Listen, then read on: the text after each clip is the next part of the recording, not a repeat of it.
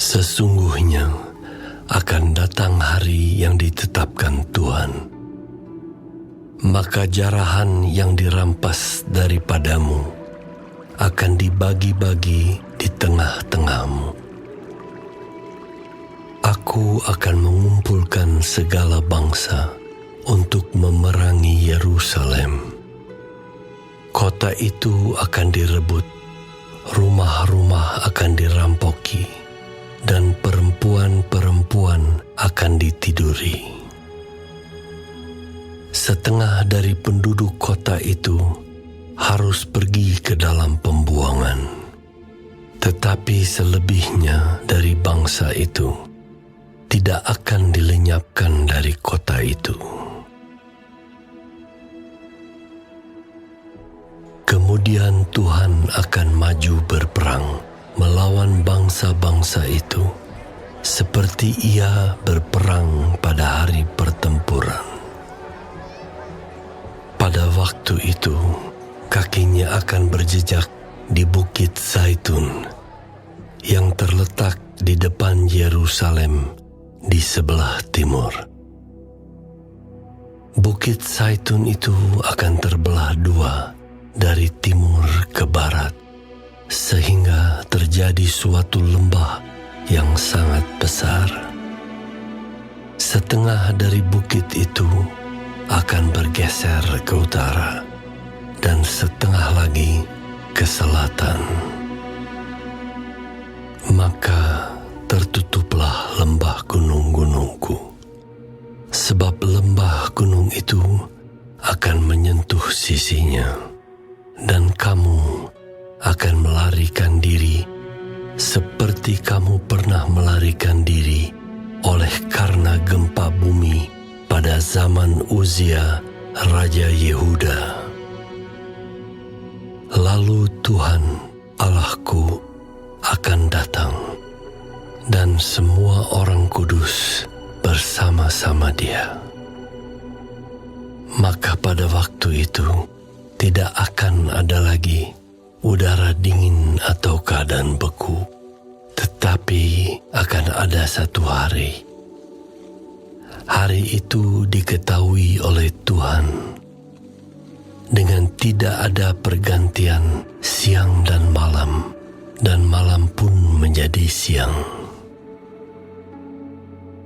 Pada waktu itu akan mengalir air kehidupan dari Yerusalem. Setengahnya mengalir ke laut timur, dan setengah lagi mengalir ke laut barat. Hal itu akan terus berlangsung dalam musim panas dan dalam musim dingin. Maka Tuhan akan menjadi raja atas seluruh bumi. Pada waktu itu Tuhan adalah satu-satunya dan namanya satu-satunya. Seluruh negeri ini akan berubah menjadi seperti Araba Yordan, dari Geba sampai ke Rimon di sebelah selatan Yerusalem. Tetapi kota itu akan menjulang tinggi dan tetap tinggal di tempatnya. Dari pintu gerbang Benyamin sampai ke tempat pintu gerbang yang dahulu, yakni sampai ke pintu gerbang sudut, dan dari menara Hananiel sampai ke tempat pemerasan anggur raja. Orang akan menetap di dalamnya, sebab penumpasan tidak akan ada lagi, dan Yerusalem akan tetap aman.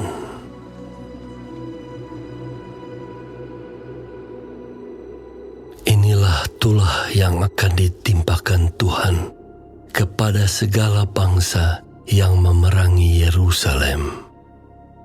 Daging mereka akan menjadi busuk.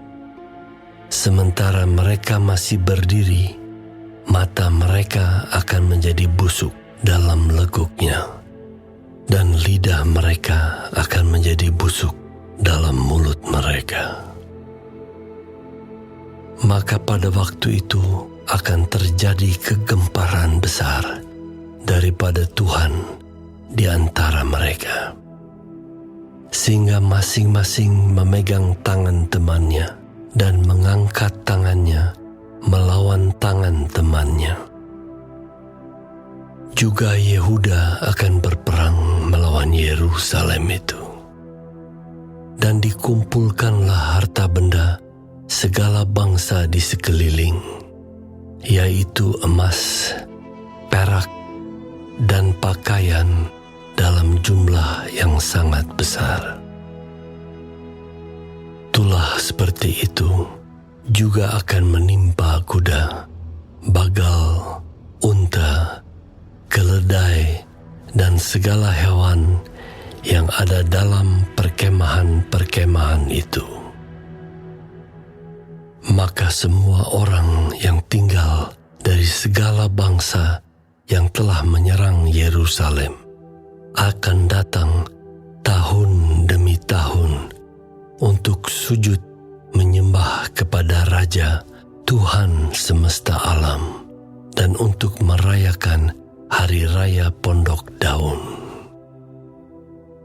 Tetapi bila mereka dari kaum-kaum di bumi tidak datang ke Yerusalem untuk sujud menyembah kepada Raja Tuhan semesta alam, maka kepada mereka tidak akan turun hujan. Dan jika kaum Mesir tidak datang dan tidak masuk menghadap, maka kepada mereka akan turun tulah yang ditimpakan Tuhan kepada bangsa-bangsa yang tidak datang untuk merayakan Hari Raya Pondok Daun. Itulah hukuman dosa Mesir dan hukuman dosa segala bangsa yang tidak datang untuk merayakan Hari Raya Pondok Daun. Pada waktu itu akan tertulis pada kerencingan-kerencingan kuda, "Kudus bagi Tuhan," dan kuali-kuali di rumah Tuhan akan seperti bokor-bokor penyiraman di depan mezbah. Maka segala kuali di Yerusalem dan di Yehuda akan menjadi kudus bagi Tuhan semesta alam.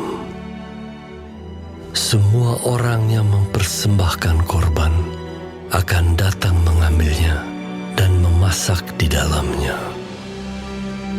Dan tidak akan ada lagi pedagang di rumah Tuhan semesta alam pada waktu itu.